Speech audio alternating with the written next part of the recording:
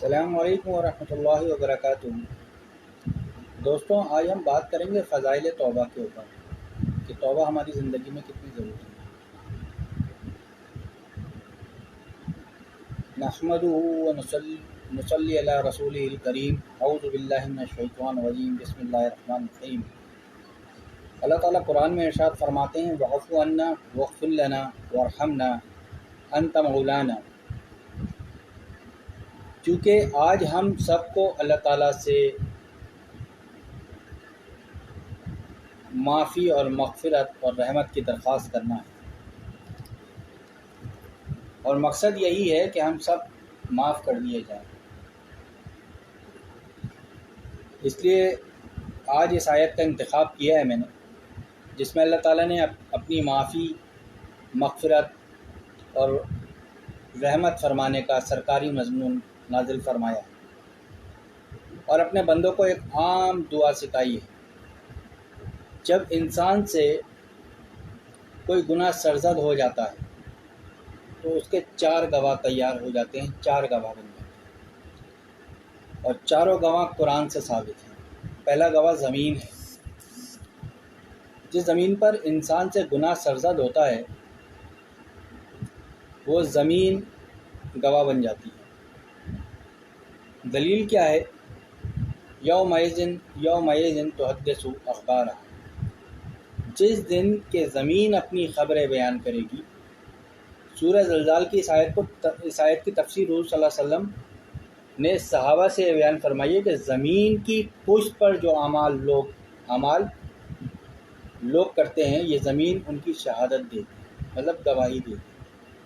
آج کل tape record اس کا معاملہ بھی صاف ہو گیا ہے، کیونکہ ٹیپ ریکارڈ میں جو چیزیں لوہا وغیرہ ہیں وہ زمین کے اندر ہی کی ہیں۔ کہاں سے نکلی ہیں؟ زمین کے اندر سے نکلی ہیں، لہذا زمین میں سب ٹیپ ہو جاتا ہے۔ یہ قیاس ہے، مطلب کہنے کا مقصد یہ ہے تو ہم اپنی سوچ کے مطابق بات کرتے ہیں کہ ٹیپ ریکارڈ میں مطلب میں آپ کو مثال یہ دے رہا ہوں کہ جس طریقے سے ٹیپ ریکارڈ میں ریکارڈنگ ہو جاتی ہے، اسی طرح وہ زمین اپنے پاس ریکارڈ کر لیتی ہے کہ اس نے میری پشت کے اوپر گناہ کیا۔ اور دوسرا گواہ کیا ہے؟ دوسرا گواہ ہے آپ کے اعضاء، مطلب آپ کا ہاتھ، آپ کی ناک، آپ کی کان، آپ کی آنکھیں، آپ کے وہ قدم جو برائی کی طرف چل کے گئے۔ قرآن میں کس طریقے سے آتا ہے کہ الیوم نختم علی افواہہم وتکلمنا ایدیہم وتشہد ارجلہم بما کانوا یکسبون۔ آج کے دن ہم نے ان کے منہ پر مہر لگا دی، مطلب مہر لگا دیں گے، اور ان کے ہاتھ ہم سے بات کریں گے، اور ان کے پاؤں گواہی دیں گے کہ وہ کیا کمائی کیا کرتے تھے۔ جن اعضاء سے گناہ ہوئے ہیں وہ اعضاء بھی قیامت کے دن گواہی دیں گے۔ مولانا رومی رحمۃ اللہ علیہ فرماتے ہیں چشم گویت کردہ غمزہ حرام، یعنی آنکھیں گواہی دیں گی کہ خدا ان آنکھوں سے اس نے غلط کام کیا تھا، بدنگاہی کی تھی۔ اور گوش گویت چیدہ اسوء الکلام، یعنی کہ کان کہیں گے ہم نے غیبتیں سنی، گانے سنے، گالیاں سنی، بری باتیں سنی۔ اور اسی طرح لب بگویت من چنی بوسیدہ یعنی ہونٹ کہیں گے ہم نے حرام بوسے لیے، اور اس قسم کے گناہ کیے۔ اور دست گویت من چنی دست دیدہ ہاتھ کہیں گے کہ ہم نے اس طرح چوری کی۔ اس طرح اگر پاؤں سنیما دیکھنے گئے تو پاؤں گواہی دیں گے کہ ہم برے راستے پہ گئے۔ اور اسی طرح یہ تمام اعضاء نیک اعمال کے لیے بھی گواہی دیں گے۔ اس کے لیے بھی گواہ بن جائیں گے۔ اور کوئی ہم کام اچھا کام ہاتھ سے اچھا کام کرتے ہیں، ہاتھ گواہی دیں گے کہ ہم نے ان ہاتھوں سے مطلب ہم نے اچھا کام کیا، آنکھیں گواہی دیں گی، ہونٹ گواہی دیں گے، پاؤں گواہی دیں گے، تمام اعضاء گواہی دیں گے۔ عرفات و منی اور مزدلفہ میں جو کام ہو رہے ہیں اس کے بھی یہ ہمارے گواہ تیار ہو رہے ہیں۔ اور تیسرا گواہ کیا ہے؟ تیسرا گواہ فرشتے ہیں۔ کون سے فرشتے؟ کرامن کاتبین، جو ہر وقت ہمارے یہاں پہ بیٹھے ہیں۔ کہاں بیٹھے ہیں؟ یہاں پہ بیٹھے ہیں، ہر وقت وہ رجسٹر میں انٹری کر رہے ہیں، اور وہ جو رجسٹر ہے وہ ہمارے چوتھے گواہ ہیں، ہمارا نامہ اعمال بھی لکھ رہے ہیں بیٹھے ہوئے۔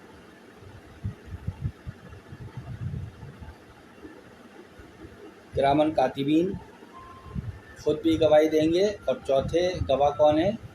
وہ نامہ اعمال جو کرامن کاتبین لکھ رہے ہیں۔ اور کرامن کاتبین کا ذکر قرآن میں بھی ہے کہ کرامن کاتبین یعلمون ما تفعلون، یعنی وہ معزز فرشتے لکھنے والے جو تمہارے سارے کاموں کو جانتے ہیں۔ تو اللہ اکبر، اللہ تعالیٰ ہمیں گناہوں سے بچنے کی توفیق عطا فرمائے۔ اور اسی طرح نامہ اعمال کے لیے بھی قرآن میں آتا ہے کہ وَإِذَا الصُّحُفُ نُشِرَتْ، اور جب نامہ اعمال کھول دیے جائیں گے۔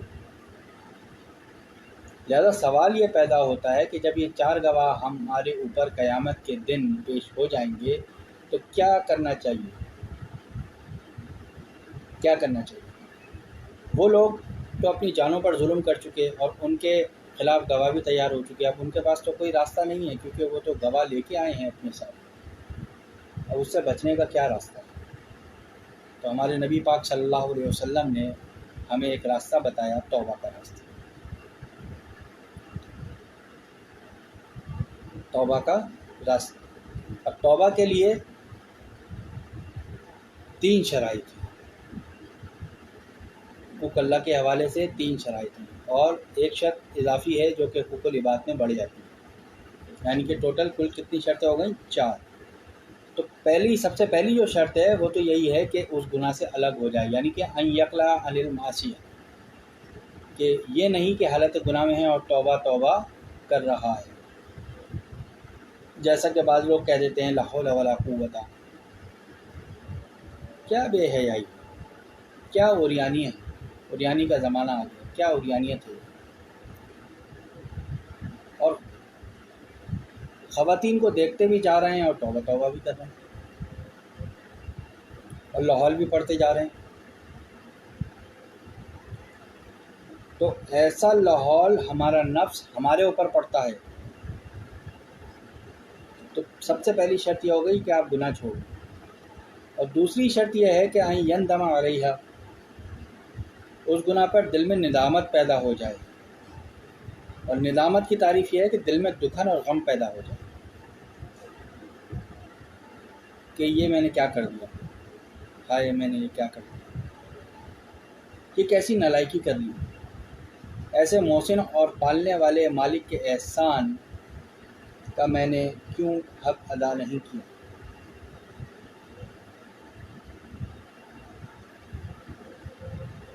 حضرت حکیم الامت تھانوی رحمۃ اللہ علیہ فرماتے ہیں کہ اگر دوزخ نہ بھی ہوتی تو بھی یہ بندوں کی شرافت کے خلاف تھا کہ ایسے احسان کرنے والے مالک کی انسان نافرمانی کرے۔ اللہ تعالیٰ کا پیار اور ان کے احسانات ہمارے اوپر اتنے ہیں کہ شرافت طبعی جو ہے وہ ہماری، اس کا تقاضا یہی ہے کہ ہم ان کو ناراض نہ کریں، اللہ سبحانہ وتعالیٰ کو ناراض نہ کریں۔ اور سبحان اللہ، یہ محبت کا معاملہ ہے، جیسے کوئی کریم باپ بیٹوں کو ڈنڈا تو نہیں مارتا لیکن اولاد پر اس کی انتہائی احسانات ہوتے ہیں، تو شریف بیٹا یہی کہتا ہے کہ ابا کو ناراض نہ کرو، کہ ہم پر ان کے احسانات بہت ہیں۔ اور توبہ کی تیسری شرط یہ ہے کہ این یعزم عزما جازما اللہ یعود الیہا ابدا، یعنی کہ عزم کر لے کہ اللہ تعالیٰ اب یہ گناہ کبھی نہیں کروں گا، دل میں ٹھان لے کہ میں اب یہ گناہ نہیں کروں، بہت ہو گیا، اب نہیں کرنا یہ گناہ، اب اس گناہ کے پاس بھی نہیں پھٹکوں گا۔ توبہ کرتے وقت پھر گناہ نہ کرنے کا ارادہ پکا ہو، اس کے بعد اگر کبھی ٹوٹ جائے تو شکست عزم خلاف عزم نہیں،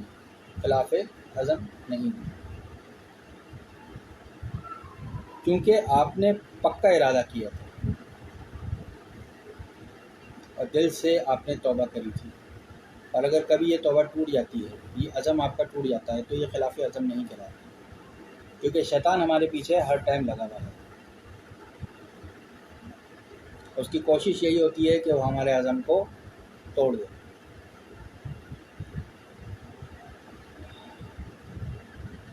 اور شکست عزم اس بات کی دلیل نہیں ہے کہ عزم ہی نہیں کیا تھا، عزم تو کیا تھا، لیکن شکست ارادہ خلاف ارادہ نہیں، اس وقت ارادہ ہونا چاہیے کہ بعد میں اگر ٹوٹ جائے تو ارادے کے خلاف نہیں، وہ توبہ قبول ہوگی، چاہے لاکھ دفعہ ٹوٹ جائے۔ یہ اللہ کا کرم ہے ہم سب کے اوپر، یہ اللہ کا بہت بڑا کرم ہے کہ ہماری توبہ اگر ٹوٹ جاتی ہے تو اللہ اس توبہ کو قبول کر لیتا ہے، کیونکہ ہم نے اس وقت ارادہ کیا۔ اور انسان جو ہے نا وہ ضعیف ہے، قرآن میں ارشاد ہے وَخُلِقَ الْإِنسَانُ ضَعِيفًا، کہ انسان ضعیف ہے، پس جب انسان کا کل ضعیف ہے تو اس کا جز بھی ضعیف ہوگا، اور ارادہ تو اس کا جز ہے، لہذا ضعیف چیز کا ٹوٹ جانا عجب نہیں۔ اس لیے حدیث میں آتا ہے کہ اگر کوئی شخص بار بار توبہ کرتا ہے اور دل سے ارادہ کرتا ہے کہ آئندہ ہرگز نہیں کروں گا، یہ گناہ نہیں کروں گا، اس کے قریب بھی نہیں جاؤں گا، لیکن پھر ٹوٹ جاتا ہے، تو وہ اصرار کرنے والوں میں نہیں، یعنی ضدی نہیں، وہ بندہ ضدی نہیں کہلائے گا۔ اور پھر قرآن میں ہے کہ مَا أَصَرَّ مَنِ اسْتَغْفَرَ وَإِنْ عَادَ فِي الْيَوْمِ 70 مرہ۔ چنانچہ علامہ آلوسی سید محمود بغدادی رحمۃ اللہ علیہ وَلَمْ يُصِرُّوا عَلَىٰ مَا فَعَلُوا کی تفسیر میں ارشاد فرماتے ہیں کہ ایک اصرار شرعی ہے اور ایک اصرار لغوی ہے۔ اصرار لغوی یہ ہے کہ مثلاً ایک گناہ سے 10 دفعہ ایک گناہ اس سے 10 دفعہ ہو گیا تو یہ شخص لغتاً مصر ہے، لیکن اصرار شرعی کی تعریف یہ ہے کہ الاقامۃ علی القبیح بدون الاستغفار والتوبہ، کسی برائی پر قائم رہنا بغیر استغفار اور توبہ کے، اور اگر وہ قائم نہیں رہتا اور توبہ استغفار کر لیتا ہے تو اگر 1000 دفعہ بھی ہو جائے تو یہ شخص معصیت پر اصرار کرنے والوں میں شمار نہیں۔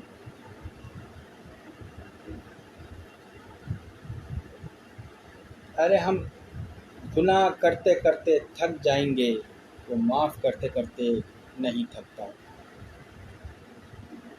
وہ رب العالمین ہے، رب کائنات ہے، اور پتہ نہیں ہم تو ایک چھوٹی سی کائنات میں، چھوٹی سی یونیورس میں رہتے ہیں، وہ پتہ نہیں کتنے اربوں کھربوں کائناتوں کا مالک ہے، اللہ محدود کائناتوں کا مالک ہے جن کی کوئی گنتی نہیں، ان سب کو رزق دیتا ہے، ان سب کو معاف کرتا ہے، ان سب کے تمام معاملات حل کرتا ہے، سب کی سنتا ہے۔ ہم تو اتنی سی چھوٹی سی یونیورس میں رہتے ہیں اور فساد برپا کرتے ہیں، گناہ کرتے جاتے ہیں اور وہ معاف کیے جاتا ہے۔ اور دیکھیں کہ یہ معافی ٹوٹنے پہ بھی، مطلب آپ کے ارادے کو ٹوٹنے پہ بھی پھر بھی معاف کر دیتا ہے. کتنی محبت کرتا ہے اللہ پاک ہم سے. اور ایک بزرگ نے فرمایا ہے کہ ہمارے گناہ بلے جو سمندر کا جھاگ ہے اس کے برابر بھی اگر ہو جاتے ہیں تو بھی وہ ہمارے گناہوں کو معاف کریں. ہم اتنے گناہ کریں کہ زمین سے لے کے آسمان تک بھر دیں.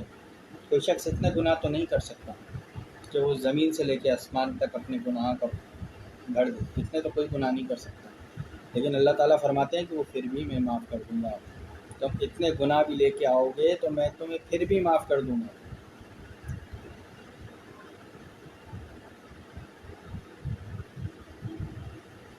تو اللہ تعالیٰ کا یہ بڑا فضل ہے، بڑا کرم ہے کہ وہ لامحدود گناہوں کو معاف کریں. اور بعض لوگ تو کہتے ہیں ارے ہم تو بڑے گناہ گار ہیں، ہماری دعا اللہ کیسے قبول کرے گا، بار بار ہماری توبہ ٹوٹ جاتی ہے، اللہ ہم کو کیسے بخشے گا.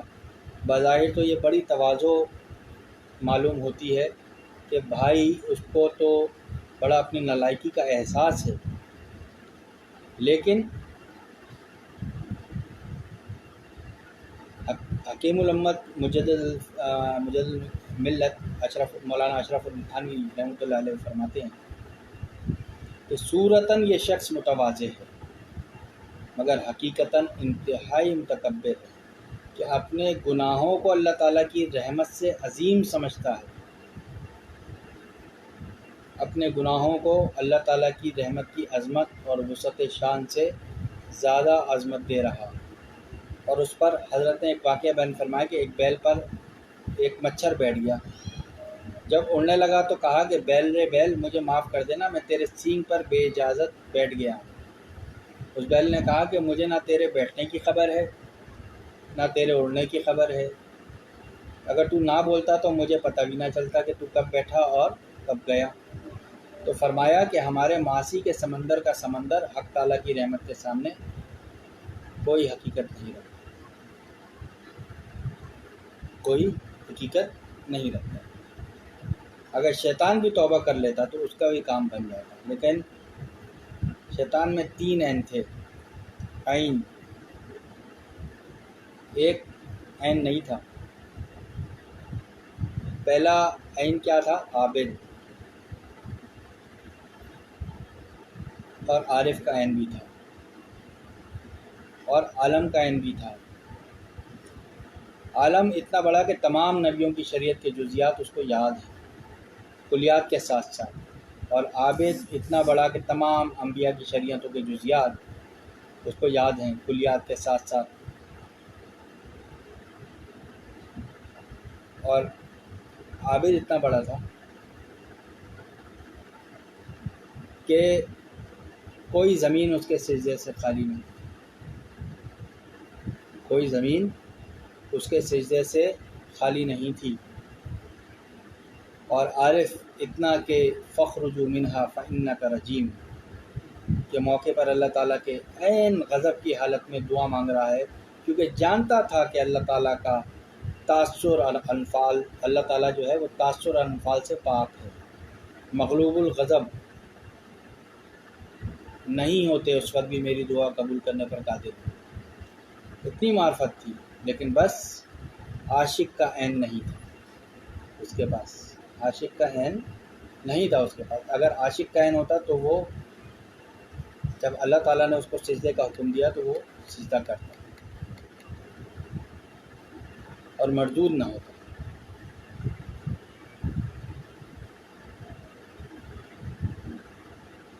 بلکہ محبوب حقیقی کی ناراضگی سے بے چین ہو کر سجدے میں گر پڑتا. جو آدم علیہ السلام نے کہا تھا، یعنی کہ ربنا ظلمنا انفسنا، اگر ایسا کر لیتا تو اس کی بھی معافی ہو جاتی.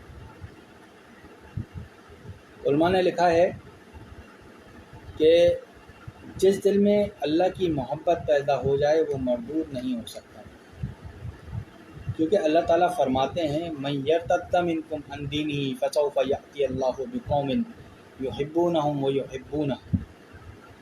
جو تم میں سے اپنے دین سے مرتد ہوگا تو مرتدین اور باغین کے مقابلے میں اللہ تعالیٰ ایک قوم پیدا کریں گے کہ اللہ تعالیٰ ان سے محبت کرے گا اور وہ اللہ تعالیٰ سے محبت کریں گے۔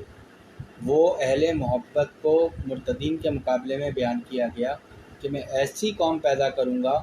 معلوم ہوا کہ اہل محبت باوفا ہوتے ہیں، اس لیے وہ مردود نہیں ہوتے۔ یہ عاشقوں کا سر ہے، یہ ملائے خشک اور زاہدوں کا سر نہیں کہ ان کے در کو چھوڑ دے۔ عاشق کبھی مرتد نہیں ہوتا۔ لہذا اس آیت سے یہ معلوم ہوتا ہے کہ علماء نے لکھا ہے کہ اہل محبت کا خاتمہ بھی اچھا ہوتا ہے، کیونکہ اگر اہل محبت مرتد ہوتے تو خاتمہ خراب ہوتا۔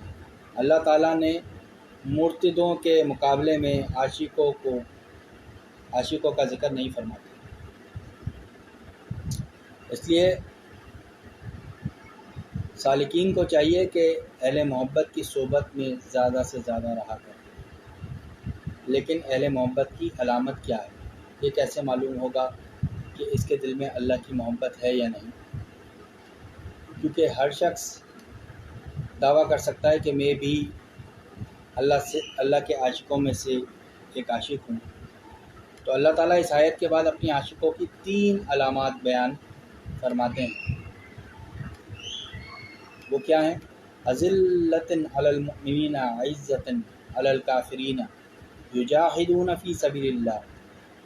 پہلی علامت یہ ہے کہ جس دل میں اللہ کی محبت ہوگی، اذلۃ علی المؤمنین، اس میں تواضع کی شان پیدا ہو جاتی ہے، ساری اکڑ فو ختم ہو جاتی ہے، گردن میں سریا نہیں رہتا، تکبر نہیں رہتا، اپنے ہر مسلمان بھائی سے تواضع سے ملتا ہے۔ اس کی دلیل کیا ہے؟ اس کی دلیل یہ ہے کہ ان الملوک اذا دخلوا قریۃ فسدوها وجعلوا عزۃ علی اہلها اذلہ۔ جو دنیاوی بادشاہ اپنے مفتوحہ علاقے میں داخل ہوتے ہیں، جو علاقے انہوں نے فتح کیے ہوئے ہیں، وہاں جب داخل ہوتے ہیں تو اس کو برباد کر دیتے ہیں اور اس کے معزز لوگوں کو گرفتار کر لیتے ہیں۔ مشائخ نے لکھا ہے کہ اللہ تعالیٰ تو تمام بادشاہوں کے بادشاہ ہیں۔ وہ جب کسی قلب میں داخل ہوتے ہیں، یعنی جس قلب کو اپنی نسبت خاص اور تعلق خاص عطا کرتے ہیں، تو اس میں تکبر اور عجب نہیں رہتا۔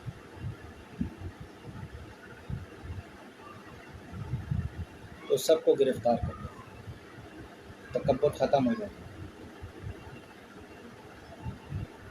ہے۔ اور جعلوا عزۃ اہلیہ اذلہ، لہٰذا اس میں اذلۃ علی المؤمنین کی شان پیدا ہو جاتی ہے، تواضع و فنائیت پیدا ہو جاتی ہے اور تکبر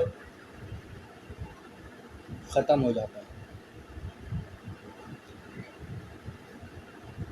میں نے اپنے شیخ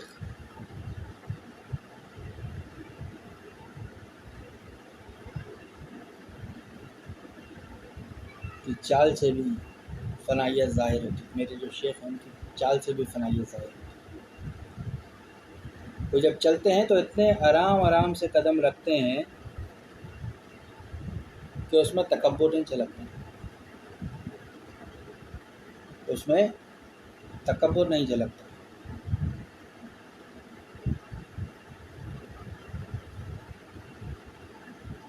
اور دوسری علامت کیا ہے؟ عزتاً علی الکافرین، وہ مومنین کافروں کے لیے سخت ہوں گے۔ اور تیسری علامت کیا ہے؟ یجاہدون فی سبیل اللہ، اللہ کے راستے میں مجاہدے کی مشقت برداشت کرتے ہیں۔ اور مجاہدہ کیا چیز ہے؟ مفسرین نے لکھا ہے والذین جاہدوا فینا کی آیت کے ذیل کے جو مجاہدے کی تفسیر ہے وہ اس طریقے سے ہے کہ الذین اختاروا والمشقۃ فی ابتغاء مرضاتنا ونصرت دیننا، یعنی جو ہماری رضا کی تلاش میں اور ہمارے دین کی نصرت میں ہر مشقت کو برداشت کرتے ہیں، اور جو میرے احکام کو بجا لانے میں ہر تکلیف اٹھا لیتے ہیں۔